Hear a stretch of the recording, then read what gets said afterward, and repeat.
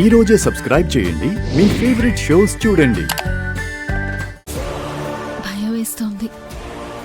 ఆ అపూర్వ ఎత్తుకి పై ఎత్తులు వేస్తూ మన పెళ్లి జరగకుండా చేస్తుందేమోనని భయం వేస్తుంది.